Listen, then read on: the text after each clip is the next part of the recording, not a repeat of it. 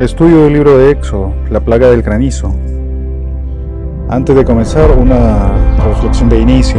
En cada pieza de texto de las Santas Escrituras hay tesoros espirituales escondidos, esperando ser descubiertos por los que tienen hambre y sed de justicia, como dice la Biblia, por los que tienen esa hambre y sed de ser saciados por la palabra de Dios. Dice Mateo 4:4, él respondió, dijo, escrito está, no solo de pan vivirá el hombre, sino de toda palabra que sale de la boca de Dios. Eso está en Deuteronomio 8:3 y en Lucas 4:4 también.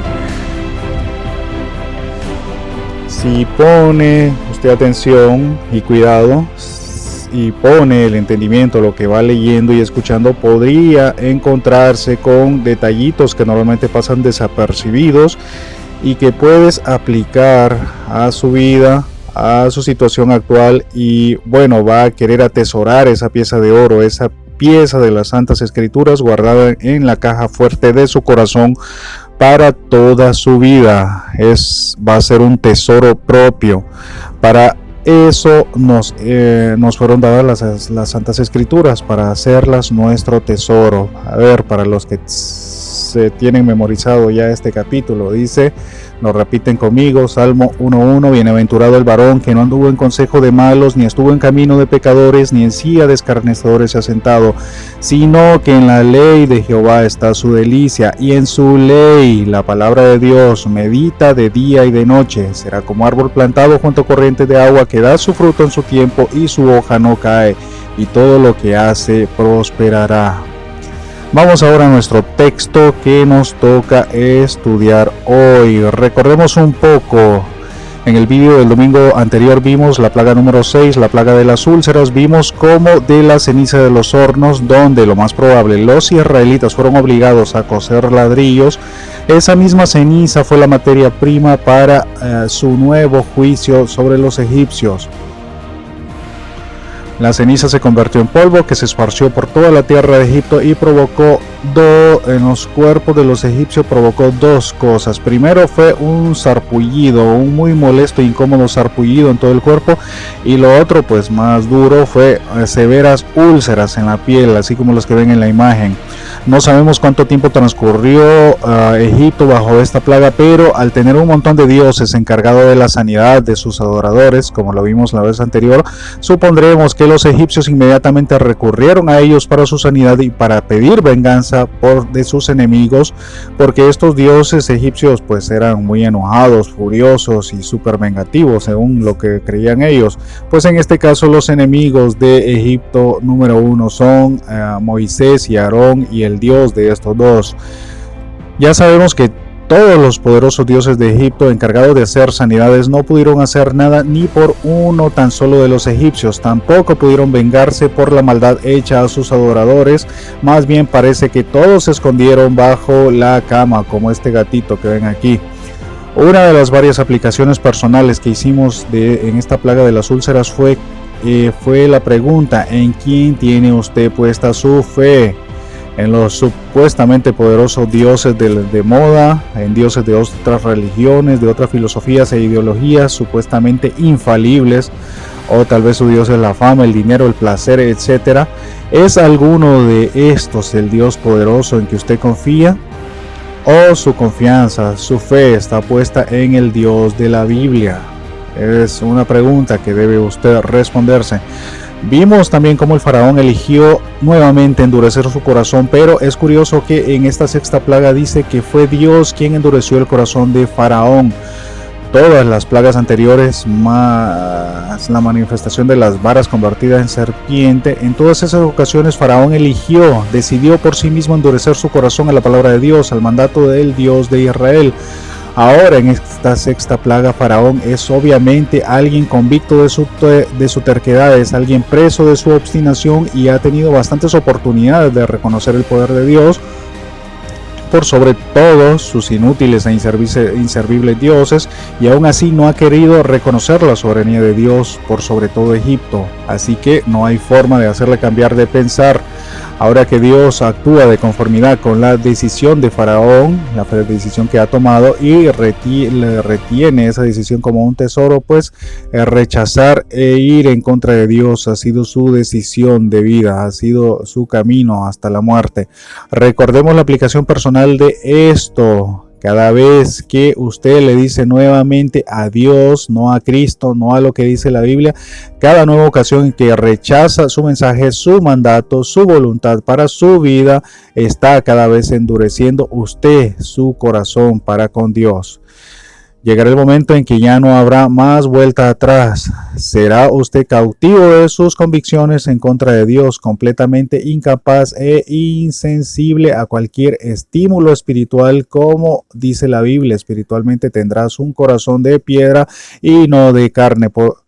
Pero eso no cambia el hecho que usted tenga un corazón testarudo, no cambia el hecho de que hay un día en que estaremos todos ante su presencia y tendremos que dar cuenta de lo que hicimos o decidimos no hacer en este mundo. Ese día no tendrá usted ninguna excusa, no habrá vuelta atrás. Por eso debe usted hoy tomar la decisión correcta, aceptar el mensaje de salvación que hay en el mensaje del Evangelio de Jesucristo. Muy bien, vamos ahora a la plaga número 7, la plaga del granizo. He visto muchos programas de televisión de supuestos prestigiosos expertos en que tratan de dar una explicación naturalista a todas las plagas que ocurrieron en Egipto, pero va a ser imposible que puedan encontrar la respuesta en que son fenómenos naturales que se pueden explicar por medio de la ciencia y sin la intervención milagrosa de un Dios que irrumpe en nuestro universo. Todo lo que buscan estos programas es quitarle, restarle poder o significancia al Dios de la Biblia. Leemos ahí en Éxodo 9:13. Dice, entonces Jehová dijo a Moisés, levántate de mañana y ponte delante de Faraón y dile, Jehová el Dios de los hebreos dice así, deja ir a mi pueblo para que me sirva. Desde que Moisés y Aarón se presentaron la primera vez ante Faraón, viene repitiendo estas mismas palabras de Dios mandadas a Faraón para que obedezca. No es una solicitud, no es una petición o una sugerencia. Dios está mandando a Faraón a que haga caso a su mandato, pero Faraón sigue sin atender a la palabra de Dios. ¿Por qué? Porque conocemos el relato bíblico, sabemos que a Faraón y a muchos otros les fue muy mal por ir en contra de la voluntad de Dios. Pero ¿por qué nosotros no somos capaces de aplicar esto a nuestras vidas? Si sabemos por lo que dice la Biblia que Dios es el mismo por los siglos, dice Hebreos 13:8, Jesucristo es el mismo ayer y hoy y por los siglos, ¿por qué no caemos a la razón que llegará un día en que estemos ante Él, el Creador y dueño de todo, el Creador suyo y mío, y que seremos juzgados por ir en contra de ese Dios, Creador y dueño de todo? Seguimos, verso 14, porque yo enviaré esta vez todas mis plagas a tu corazón, sobre tus siervos y sobre tu pueblo, para que entiendas que no hay otro como yo en toda la tierra. Dice ahí mis plagas. Jehová indica que estas plagas son de su propia autoría. Faraón debe tener claro que todo esto es manifestación del poder de Dios y no cosa de la casualidad o de la mala suerte. Dice que las va a enviar a tu corazón. Aparentemente la intención de esta expresión es que la severidad de estas nuevas plagas las sentirá con toda su intensidad, como si le atravesaran el corazón, por así decirlo. ¿Ha recibido usted esas noticias horribles o esos sustos que siente inmediatamente que le atraviesan el corazón? Siente que el corazón está estrujado, ¿verdad? Como que se lo están apretando y que el mundo de repente se le ha venido encima. Pues sí, son situaciones horribles, ¿verdad? Así debería experimentar Faraón, quizás la fobia, el pánico, la zozobra de no saber qué va a pasar, pero qué corazón tan duro el de Faraón, que puede experimentar el mayor miedo, la mayor convulsión, pero no puede reconocer la soberanía de Dios sobre su mundo, sobre su vida, no puede aceptar el mensaje ni el mandato de Dios para él. Verso 15. Porque ahora yo extenderé mi mano para herirte a ti y a tu pueblo de plaga, y serás quitado de la tierra. Dios había tenido misericordia de Egipto con las plagas iniciales, que eran menos severas. Dios ha tenido longanimidad para con Egipto. Recuerdan que longanimidad significa una largura de buen ánimo para con Egipto, es decir, para que ellos tengan oportunidad de rendirse ante Él por los sufrimientos menos severos y esos que ya hemos visto que cada plaga ha sido cosa difícil, ¿verdad? Pero Dios ahora expresa que no son nada en comparación a estos. Según estos textos, estas nuevas plagas sí serán de a de veras y no juguete como los anteriores, por así decirlo. Si Dios hubiera puesto las plagas más duras al inicio, habría exterminado a Egipto de entrada. Esto quiere decir entonces que las plagas anteriores fueron plagas menores. Recordemos la plaga del agua convertido en sangre, la plaga de las ranas, la plaga de los piojos, las plagas de las moscas, la plaga en el ganado y la plaga de las úlceras. 6 plagas. Según esto, todas estas plagas anteriores eran solo para entrar en calor, imagínense. Y dice ahí, y serás quitado de la tierra. Así ha de pasar con el pecador que se empeña en su obstinación con el pecado, con su terquedad en ir en oposición a Dios. Gradualmente su vida irá experimentando situaciones más difíciles hasta ser, ni modo, quitado de la tierra, como dice aquí el versículo 15. Y así les ha pasado a muchos que han sido quitados de la tierra a muy corta edad y da pesar. Verso 16, y a la verdad que yo te he puesto para mostrar en ti mi poder, para que mi nombre sea anunciado en toda la tierra. Yo te he puesto, dice. No habían sido sus imaginarios poderosos dioses los que habían asegurado y le habían protegido en el poder. Dios le dice que es Él quien le ha puesto donde está, al mando de un imperio, solo para manifestar su poder. Faraón toda su vida había adorado y servido a sus queridos y poderosos dioses egipcios y había creído que ellos le protegían, y ahora resulta que este dios extranjero viene diciendo que es Él quien le ha puesto en donde está, en la cúspide de su poder. Dice ahí, para manifestar en ti mi poder. No solo los egipcios reconocerían, serían completamente conscientes del poder de Dios, aunque no pondrán su fe en Dios, sino que también los demás pueblos conocerían la humillación sufrida en Egipto por el Dios de Israel, dice Romanos 9:17, porque la Escritura dice a Faraón: para esto mismo te he levantado, para mostrar en ti mi poder, para que mi nombre sea anunciado por toda la tierra. Egipto no podría esconder su humillación y vergüenza. Sería notorio a todos los pueblos que habían quedado en la ruina de la nada, de un momento a otro pasar de la grandeza y orgullo a la ruina y la humillación. Y resulta que 40 años después de estos eventos, cuando los 2 espías que fueron enviados, que entraron a Jericó para conquistar la tierra, para espiar la tierra, la historia y el miedo al Dios de Israel estaba tan viva como 40 años atrás. Recordemos cuando Rahab escondió a 2 espías israelitas y que hizo que sus perseguidores se fueran tras ellos. Por otro lado, Rahab inmediatamente vino a hablar con ellos. Obviamente su corazón palpitaba, acelerado por el miedo, y les dijo en Josué 2, del 9 al 11, dice: yo sé que Jehová os ha dado esta tierra, porque el temor de vosotros ha caído sobre nosotros, y todos los moradores del país ya han desmayado por causa de vosotros, porque hemos oído que Jehová hizo secar las aguas del Mar Rojo delante de vosotros cuando salisteis de Egipto, y lo que habéis hecho a los 2 reyes de los amorreos que estaban al otro lado del Jordán, a Sehón y a Og, a los cuales habéis destruido. Oyendo esto, ha desmayado nuestro corazón, ni ha quedado más aliento en hombre alguno por causa de vosotros, porque Jehová vuestro Dios es Dios arriba en los cielos y abajo en la tierra. Para más, una inconversa puede decir esta expresión tan bonita: Dios es arriba en los cielos y abajo en la tierra. Rahab fue sabia al medir y pesar todo lo que sabía del Dios de Israel, todas las maravillas que había escuchado que el Dios de los hebreos había hecho hace tantos años. Fue sabia al estar temerosa como todos los demás, pero también a actuar como debía, no en contra de ese Dios como Faraón 40 años atrás, sino en favor de su pueblo. Versículos 17 y 18 de Éxodo 9.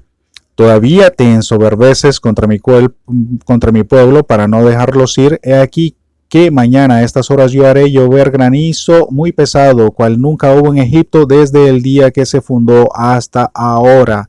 Le dice mañana a estas horas, le está dando 24 horas, le da justamente 24 horas, tiempo suficiente para prepararse, para anunciar a sus siervos que recojan el ganado y que se protejan, o que Faraón se deje de su obstinación y obedezca el mandato de Dios, pero sabemos que esto no lo hará. Dice que va a haber granizo muy pesado, cual nunca hubo en Egipto. Esta sería una tempestad de tal magnitud que nunca había sido vista en toda la vida de los egipcios, ni estaba en los registros históricos de la antigüedad de Egipto. No sería comparable a nada que se haya visto o vivido anteriormente. Esto es justo como ahora que estamos viendo esto con el coronavirus, algo de tal magnitud que todo el mundo está parado. Esto nos preguntamos, ¿es juicio de Dios sobre la tierra o qué? Pero como sea, cualquiera que sea su opinión, lo cierto es que ya Jesucristo, como dijo el pastor Marlon en su mensaje del miércoles, creo, Jesucristo ya nos tiene sobre aviso. El creyente no tiene por qué sorprenderse del acontecer mundial. Jesucristo mismo dijo, Mateo 24, 5 al 7, porque vendrán muchos en mi nombre diciendo yo soy el Cristo y a muchos se engañarán. ¿Le suena esto? ¿Pasa esto ahorita? ¿Qué opina usted? Yo oiré de guerras y rumores de guerras, y mirad que no os urbéis, porque es necesario que todo esto acontezca, pero aún no es el fin. Dice el verso 7, porque se levantará nación contra nación y reino contra reino, y habrá pestes y hambres y terremotos en diferentes lugares. Vemos que eso se va cumpliendo, ¿verdad? El creyente en Cristo debe estar preparado para todo en este mundo, pero debemos estar confiados en Cristo, que venga lo que venga. Nuestras vidas dependen y están aseguradas para la eternidad en Dios. Verso 19 dice, envía pues a recoger a tu ganado y todo lo que tienes en el campo, porque todo hombre o animal que se halle en el campo y no sea recogido a casa, el granizo caerá sobre él y morirá. Aún con todo y que comienzan plagas que en la voz de Dios son más severas, todavía hay misericordia para los egipcios que quieren atender a la voz de Dios, que tengan algo de sentido común, que por cierto es el sentido que menos se usa. Todavía esta gente que usa el sentido común tiene la posibilidad de salvar lo que quedan de sus ganados y también de salvar sus propias vidas. Aunque Dios está airado contra Faraón y contra Egipto, aún hay gracia para el que quiera atender el mensaje de Dios, para el que no tome la palabra de Dios como si fuera nada. Así Dios pues también está airado, así como con Egipto está airado, enojado con el sistema del mundo que se opone a Dios, a Jesucristo y a su palabra, la Biblia. Pero aún hoy, ante tanta corrupción, ante tanta perversidad en el mundo, ante tantas leyes en contra de Dios y de la Biblia y en contra de los cristianos y su fe, aún hoy hay oportunidad de salvación para el que quiere atender a la voz de Dios. Aún hay, como dice la Biblia, gracia para el oportuno socorro. Mire lo que dice Hebreos 4:16. Acerquémonos pues confiadamente al trono de la gracia para alcanzar misericordia y hallar gracia para el oportuno socorro. Pero ¿qué hizo cada cual de los egipcios? Verso 20 y 21. De los siervos de Faraón, el que tuvo temor de la palabra de Jehová, hizo huir sus criados y su ganado a casa, mas el que no puso en su corazón la palabra de Jehová, dejó sus criados y sus ganados en el campo. Dice que el que tuvo temor de la palabra de Jehová, hubo algunos egipcios que tuvieron temor de Dios, del Dios de Israel, egipcios que con todo y su idolatría pudieron reconocer que este Dios de Israel era suficientemente poderoso para cumplir con su palabra. Estos fueron sabios y entendidos y salvaron sus ganados y rebaños y las vidas de sus criados y sus propias vidas también.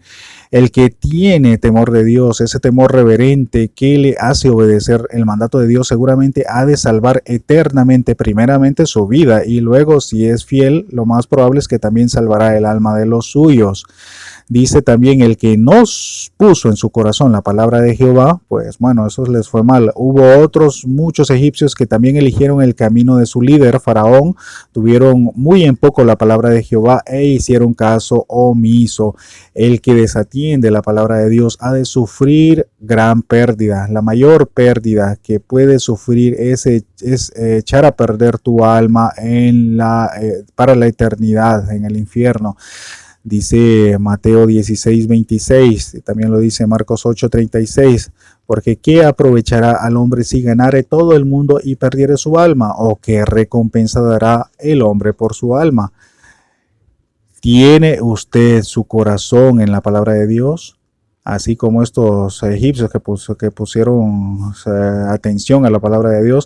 ¿Tiene usted en su corazón la palabra de Dios? ¿Tiene usted temor de la palabra de Dios o la toma como cualquier cosa sin importancia?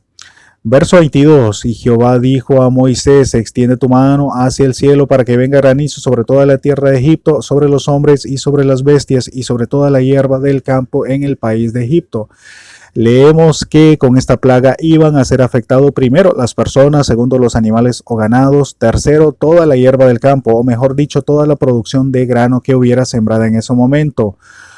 Recordemos que la mayor riqueza de Egipto era su producción agrícola. Ellos tenían asegurada su producción por los desbordamientos anuales del río Nilo, el cual cada año traía consigo sedimentos, a los que llamaban limo, que era barro o sedimento mezclado con restos orgánicos, justo lo que ocupa el suelo para hacer una tierra fértil para sembrar. Este limo servía como el abono ideal para sus cultivos, pero con esta plaga que vendría del cielo, lo que estuviera sembrado en el campo no podría sobrevivir, sería arrasado por completo. Versos 23 y 24. Y Moisés extendió su vara hacia el cielo, y Jehová hizo tronar y granizar, y el fuego se descargó sobre toda la tierra. Y Jehová hizo llover granizo sobre la tierra de Egipto, y hubo pues granizo y fuego mezclado con el granizo, tan grande cual nunca hubo en toda la tierra de Egipto desde que fue habitada. Dice que hizo tronar y granizar, una plaga de lo más extraña. Primero parece que hubo una tormenta eléctrica en el cielo, luego comenzó a granizar, ya saben, bolitas de hielo en vez de gotas de agua. Lo sorprendente era que, primero, el tamaño de las bolas de hielo era tan grande como nunca hubo en toda la tierra de Egipto desde que fue habitada, dice el texto. No sabemos el tamaño exacto de esas bolas de hielo. Vemos en la imagen bolas de granizo reales captadas por las cámaras de nuestros tiempos. Se imaginan lluvia de granizo de este tamaño. Pero ¿cómo se forma el granizo? Los físicos dicen que el granizo está formado principalmente de hielo de agua de tamaño variable, promedio de 5 a 50 milímetros hasta casi 2 pulgadas. Si lo piensan, ya es un buen golpe, un golpe fuerte si le cae una piedra de hielo así. Aunque los mismos físicos aceptan que puede superar esas medidas de las 2 pulgadas. Su formación viene cuando hay una partícula sólida en la nube, o sea, polvo o arena, puedo suponer, aunque se ha visto que hasta monedas jala el viento y la lleva hacia arriba y de ahí se forma una bola de granizo. Esa partícula sólida en la nube que ha sido llevada ahí por los fuertes vientos que suben al cielo, a esas partículas se le va pegando partículas de agua, y al seguir subiendo de altura se van enfriando hasta el punto de congelarse, y si siguen ascendiendo de altura, como en el cielo pues hay vientos muy fuertes, se van llenando de capas y capas de hielo y quedan como una cebolla con sus capas de hielo. Cuando las pelotitas de hielo ya son muy pesadas es cuando caen a tierra. Wikipedia dice sobre la formación del granizo que la formación del granizo es mucho más probable cuando el nivel de congelación está por debajo de la altitud de los 3.400 metros. El movimiento del aire seco, dice, promueve la presencia de fuertes tormentas eléctricas sobre los continentes, y esto aumenta la frecuencia del granizo mediante la promoción del enfriamiento por evaporación. Esto produce el nivel de congelación de nubes de tormenta, dando al granizo un mayor volumen. Dato interesante, primero, el granizo moderno más grande registrado fue en Bangladesh en el 1984, y cada granizo medía 2.25 libras, o sea, 1 kilo. Se imagina que algo de 1 kilo le caiga en la cabeza de hielo, y a esa velocidad lo mata. Otro dato interesante es que el diámetro más grande registrado, o sea, lo grande de las bolitas, era de 7.9 pulgadas, casi el ancho de una hoja de papel bond, tamaño carta. Esto fue en Dakota, Estados Unidos, en el 2010. Otro dato interesante, el lugar del mundo donde más caen granizos en el año es en Kenia, en África. Otro dato interesante es que Egipto no es ni ha sido nunca una de las regiones más comunes para el granizo de gran tamaño en el mundo. Otro detalle sorprendente sobre esta lluvia de granizo es que esta tormenta estaba mezclada, el granizo mezclado con fuego, aunque hay una explicación naturalista para la formación del granizo. Lo cierto es que no la hay para el granizo mezclado con fuego. No sé cómo, no me pregunten porque no sé los detalles para poder responder esta pregunta con una explicación científica naturalista, o sea, como si fuera un fenómeno natural que pueda ser explicado por cualquier físico. Los que buscan una explicación naturalista, que no creen en la Biblia, que esto fue el producto de un fenómeno natural que no tenía nada que ver con Dios, recurren al hecho de que más o menos por ese tiempo de la antigüedad fue cuando el volcán Thera o Santorini, de una isla que en Grecia, causó una gran erupción. Una gran erupción que causó muchos daños en muchos países en esta zona, aún a cientos de kilómetros de distancia, que incluso dicen alcanzó lugares como el centro de África. Y pues sabemos que Egipto está en el norte de África, o sea que estaba mucho más cerca, lo que parece asombroso, ¿verdad? Egipto está en la costa norte de África, justo al sur de la isla Santorini, a unos 900 kilómetros de distancia. Si mira la isla Santorini, y desde ahí se supone que alcanzó la erupción tirando rocas de fuego hasta Egipto. Según esto, los que buscan... a ver, esta erupción alcanzó con la caída de fuego en la zona de Egipto, que esto debió provocar, dicen, tormentas eléctricas con truenos en los cielos de Egipto. Suponen que los egipcios debieron creer que era granizo, lo que en realidad eran bolas de cristales que dicen que pueden ser expulsadas de una erupción de un volcán. ¿Habrá sido granizo real o rocas encendidas en fuego las que cayeron del cielo? Bueno, pero como sea que haya sido lo que nosotros creemos en la Biblia, como sea que los que no creen en el poder de Dios quieren explicar como un fenómeno natural, no deja de hacernos pensar y creer que nuestro Dios es suficientemente poderoso como para provocar estos fenómenos naturales sin necesidad de la erupción de un volcán a casi 1000 kilómetros de distancia. Verso 25. Ya que el granizo hirió toda la tierra de Egipto, todo lo que estaba en el campo, así hombres como bestias, así mismo destrozó el granizo toda la tierra, toda la hierba del campo, y desgajó todos los árboles del país. Esta tormenta causó una destrucción y muerte en todo Egipto, hombres, bestias, siembras, y también arrancó o quebró, como dice la palabra ahí, desgajó todas las ramas de los árboles en Egipto. Verso 26. Solamente en la tierra de Gosén, donde estaban los hijos de Israel, no hubo granizo. Dios no lo anunció previamente, que iba a hacer separación entre los egipcios y hebreos nuevamente en esta otra plaga, pero aquí está Dios otra vez protegiendo a su pueblo Israel de la desgracia. De lo más seguro, desde lejos los israelitas pudieron ver la tremenda tormenta que estaba cayendo de fuego sobre Egipto. Imagínense contemplar esa magnitud del poder de Dios y que ellos estaban a salvo.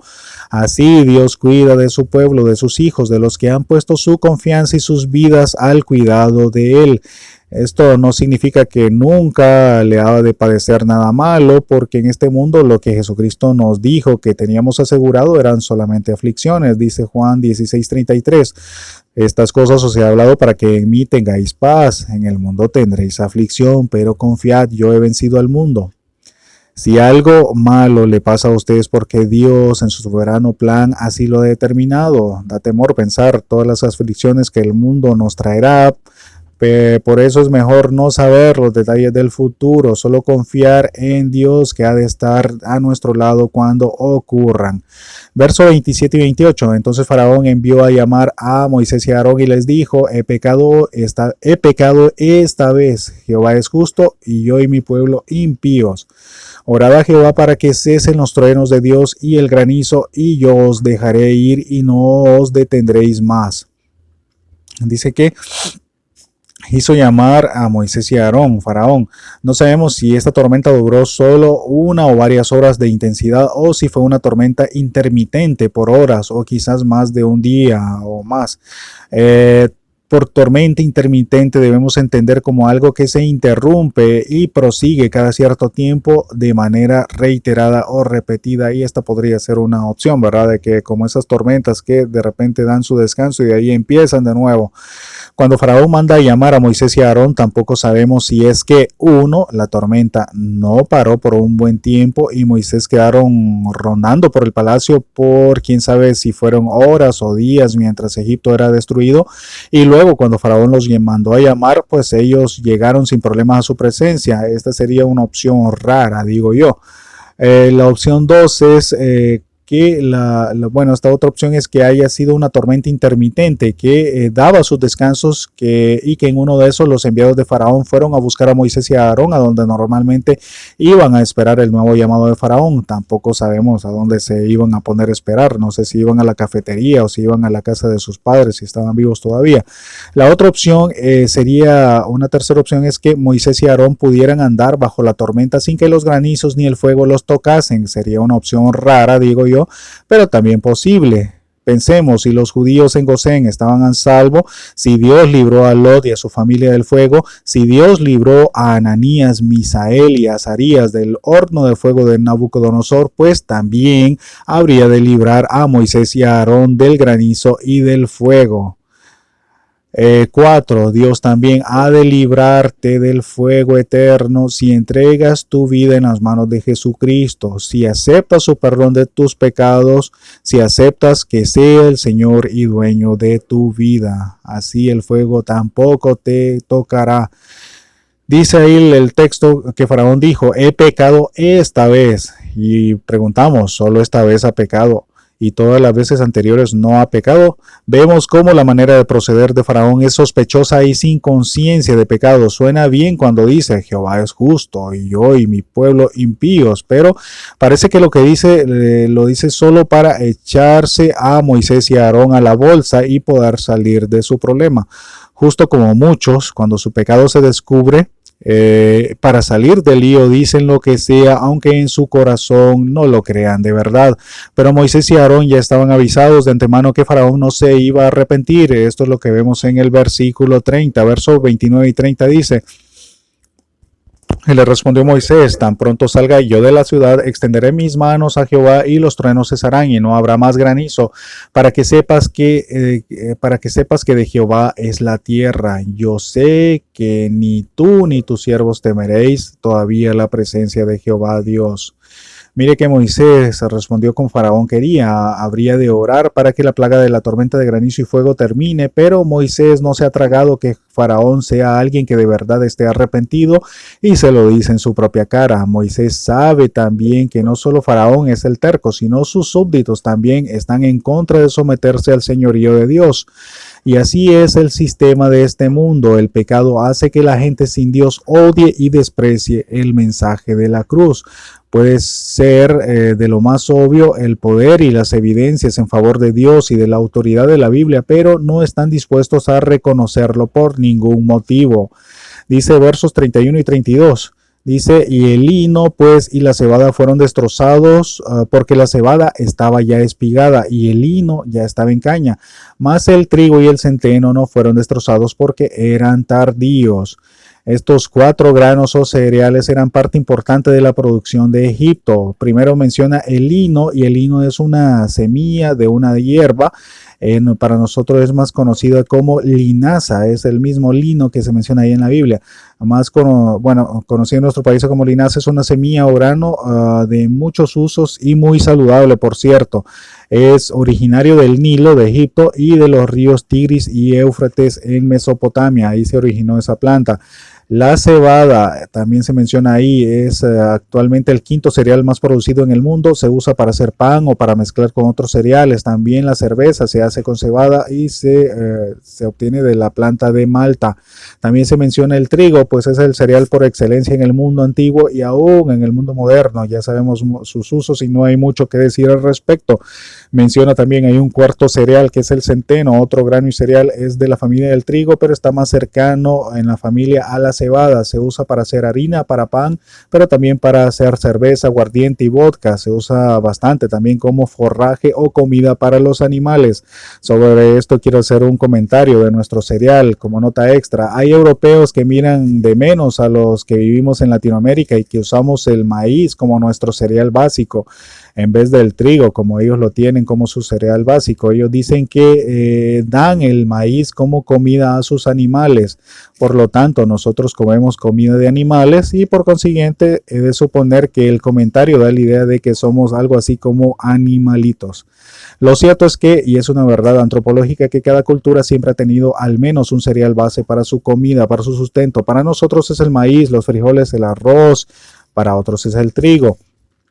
Pero los egipcios ya antiguamente tenían 4 cereales para escoger y que producían en enormes cantidades. No sería extraño pensar que mucho de estos granos se echaba a perder porque no se alcanzaba a consumir, porque tenían en abundancia. Dice que el lino y la cebada fueron destrozados, mas el trigo y el centeno no.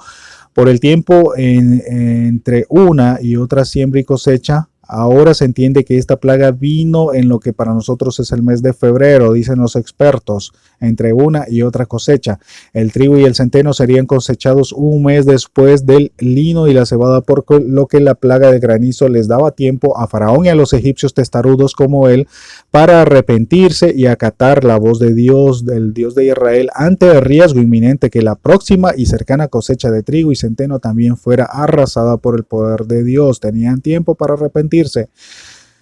En esta plaga también hubieron dioses egipcios que quedaron muy mal parados. Para los egipcios, los dioses encargados de estas áreas de su mundo no pudieron hacer nada en contra del Dios de Israel, y más bien desde la perspectiva de los egipcios fue como si estos poderosos dioses egipcios de repente estaban en contra de los mismos egipcios. Vamos a mencionar a la diosa Nut o Nuit, que era la creadora del cielo según ellos y de los astros. Era la personificación del cielo que ese mismo cielo que se había vuelto en contra de los egipcios. Esta era una dios encargada del cielo. De ahí está el dios Shu, era el dios de las alteraciones atmosféricas. No, este es el dios Shu. Era el dios de las alteraciones atmosféricas, personificaba el aire en la atmósfera y la luz, responsable de los fenómenos atmosféricos como el calor, los rayos, el sol, la sequedad del aire, el frío. Este señor tampoco no pudo hacer nada en contra del poder de Dios. Está también el dios Min. Bueno, a ver. Este es el dios Min. Sí, el dios Min es el dios lunar de la fertilidad y la vegetación, responsable también de la lluvia. Le he puesto ese cubo cuadrado ahí porque siempre andaba con el pirulín erecto. Este dios en todas las representaciones sale con el pirulín erecto. Así que por no poner cosas que no, ¿verdad? Lo he tapado. Cosa rara, ¿verdad? Parece que estos poderosos 3 dioses egipcios no pudieron hacer nada en contra. Bueno, el dios Min, no les mencioné que era el dios responsable de la lluvia, de la fertilidad. Por eso lo del pirulín, y de la vegetación, era responsable de la lluvia. Bueno, estos 3 poderosos dioses egipcios no pudieron hacer nada en contra del Dios de Israel, y que todos los elementos de los que eran supuestamente responsables fueron volcados en contra de los egipcios. Cualquier egipcio que tenía su fe en estos dioses podía afirmar sin temor a equivocarse que ahora ya no se puede confiar en nadie, en nada ni en nadie.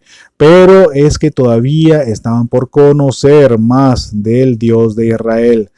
La pregunta es, ¿y usted qué?